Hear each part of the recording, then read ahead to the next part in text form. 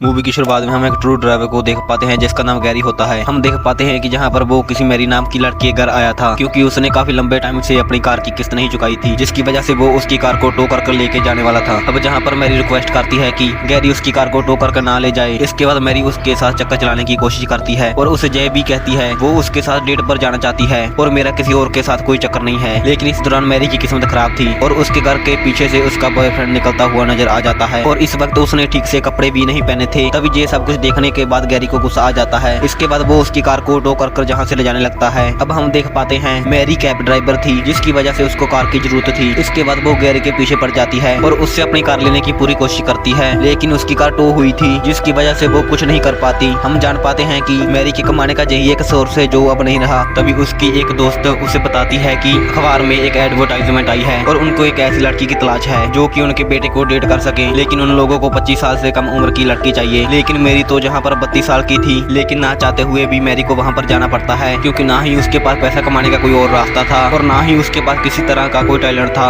अब जब मैरी उस लड़के के मॉम डैड से जाकर मिलती है तो उसके मॉम डैड समझ जाते हैं ये लड़की की उम्र 25 साल से कहीं ज्यादा है, लेकिन मैरी उन्हें बताती है कि उसे काफी ज्यादा एक्सपीरियंस है, मैं नई लड़कियों से बेहतर ये काम को कर सकती हूँ। और सबसे पहले ये लोग अपने बेटे का नाम बताते हैं और हम जान पाते हैं कि उसका नाम परसिस है। जहाँ पर ये लोगों से बताते हैं कि हमारा बेटा इंटेलिजेंट तो है पर वो बहुत ज्यादा शर्मीला है और वो बाहर की दुनिया से ज्यादा मतलब नहीं रखता, यहाँ तक कि उसका कोई दोस्त भी नहीं है। तो इस तरीके से तुम हमारे लड़के को पटाती हो और उसे डेट पर लेकर जाती हो और इस बात के लिए वार्निंग भी दी जाती है कि मेरे बेटे को इस बात का पता नहीं चलना चाहिए कि तुम उसके पीछे लगी हो। अब अगले दिन हम देखते हैं कि मैरी परसिस के पास जाती है और उस पर लाइन मारना शुरू कर देती है, लेकिन हम देख पाते हैं कि परसिस तो एक बच्चा था और उसने आज से पहले कभी भी किसी तरह का एक्सपीरियंस नहीं किया था। तब मैरी उसे जहाँ पर हर तरह से पटाने की कोशिश करती है, लेकिन परसिस तो उसे भाव तक नहीं देता। अब ये दोनों घर जाने लगते हैं। तब मैरी उससे पूछती है क्या मैं तुम्हें घर छोड़ सकती हूँ, जिस पर परसिस कहता है कि मेरे पास खुद की साइकिल है, मैं अपनी साइकिल से ही चला जाऊंगा।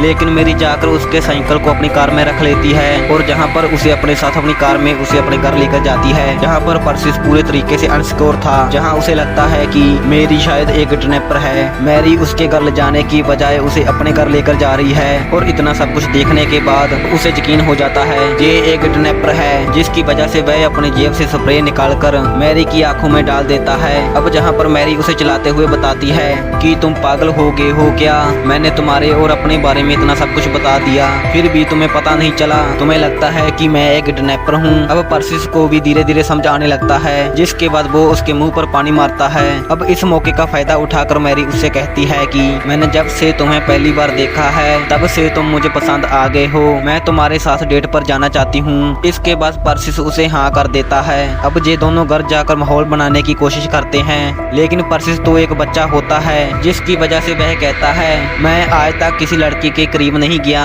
और मुझे ये तक नहीं मालूम कि लड़की के साथ कैसा बिहेव किया जाता है। अब हम देखते हैं कि ये दोनों दूसरे दिन काफी ज्यादा मस्ती करते हैं और एक जगह पर जाकर ये दोनों एक दूसरे को किस करने की कोशिश करते हैं, जिसके बाद अब ये दोनों डेट पर जाते हैं, जहाँ पर ये दोनों काफी ज्यादा खुश लग रहे थे और जहाँ पर परसिस पियानो भी बजाता है, जिसे देखने के बाद मैरी बहुत ज्यादा खुश हो रही थी। अब इस सॉन्ग को सुनने के बाद परसिस के पास एक लड़की आती है जो कि बहुत ज्यादा परसिस से चिपकने की कोशिश कर रही थी। अब इसके बाद वो लड़की परसिस को अपने रूम में लेकर जाती है और वहाँ पर उसके साथ इंटीमेट होती है और उसे नशे की दवाई भी खिला देती है और ये सब कुछ देखने के बाद मैरी परसिस को लेकर जहाँ से बाहर आ जाती है। अब थोड़ी देर बाद जब ये दोनों घर जाने लगते हैं, अब परसिस को अपने लिए मैरी की केयर देखने के बाद परसिस को मैरी से प्यार हो जाता है, लेकिन मैरी को ये पता था उसके माता पिता के कहते ही वह उसका दिल तोड़ने वाली है। दूसरी तरफ हम देखते हैं कि परसिस अपने माता पिता से कहता है कि उसे एक लड़की पसंद आ गई है, अब मैं उससे शादी करना चाहता हूँ। अब ये सब सुनने के बाद उसके माता पिता मैरी को फोन लगाते हैं और फोन लगाने के बाद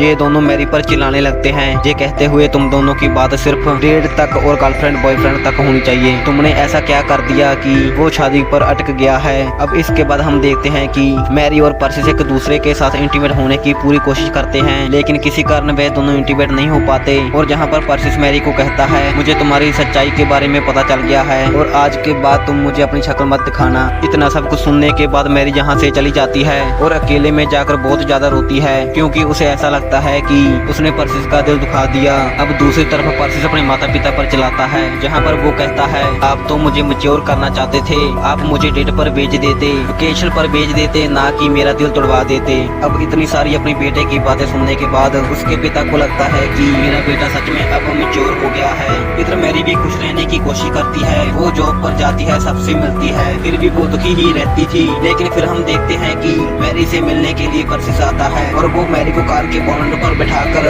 उसे बीच पर लेकर जाता है, जहाँ पर ये दोनों एक दूसरे से मिलकर रोने लगते हैं और बहुत सारी बातें करते हैं। और मैरी भी पर्सिस से माफी मांगती है और उससे कहती है हम हमेशा दोस्त बनकर रहेंगे, जिसके बाद जहाँ पर पर्सिस उसे माफ कर देता है। इसके बाद हम देखते हैं कि पर्सिस बहुत सारा सामान लेकर मैरी के साथ एक वेकेशन पर जाता है। ऐसे इंटरेस्टिंग मूवी देखने के लिए चैनल को सब्सक्राइब कर लीजिए।